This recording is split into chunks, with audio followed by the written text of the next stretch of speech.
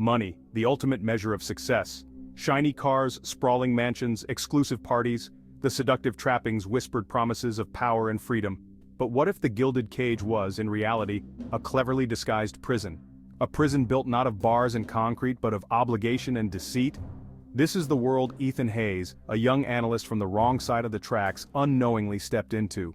Ethan, raised on hand-me-downs and scholarships, landed a coveted position at Everest Capital. A meritocratic triumph, or so he believed. He saw Everest as his golden ticket, a chance to rise above his humble beginnings. The firm, a titan in the financial world, promised untold riches and a seat at the table of power.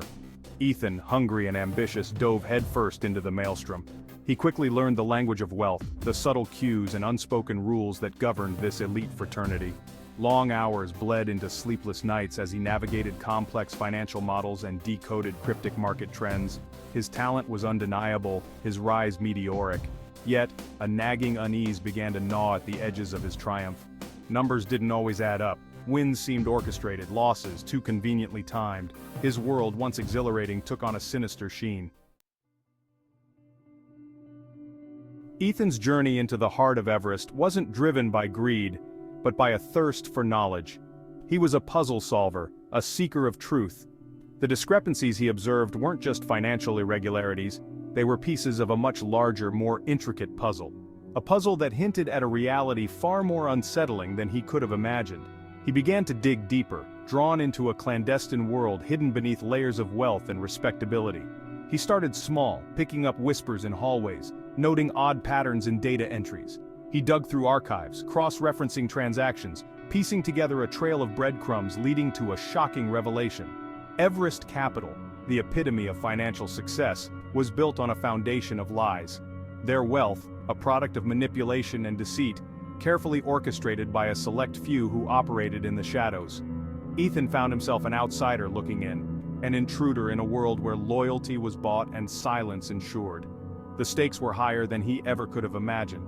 His investigation wasn't just about exposing financial misconduct, it was about challenging a system that thrived on secrecy and exploitation. He was a lone wolf, armed with nothing but his intellect and a growing sense of moral obligation. His investigation led him deeper into the labyrinthine world of Everest's elite. He discovered a secret society, a brotherhood of billionaires who used their wealth and influence to rig the system in their favor. They moved markets with a whisper, crushed competition with a phone call, and silenced dissent with veiled threats and carefully crafted smear campaigns. They were the puppet masters, and the world danced to their tune. Ethan was now privy to their secrets, a fly on the wall during their clandestine meetings, his eyes wide open to the casual cruelty and calculated greed that fueled their empire. He saw how they used philanthropy as a smokescreen, their charitable donations a mere pittance compared to the fortunes they amassed through their unethical dealings. The more he learned, the more disillusioned he became. He was caught in a web of his own making, the line between observer and participant blurring with each passing day. The weight of his discovery was immense, the responsibility it placed on his shoulders almost unbearable. He was a pawn who had stumbled upon the king's gambit, and the game was far from over.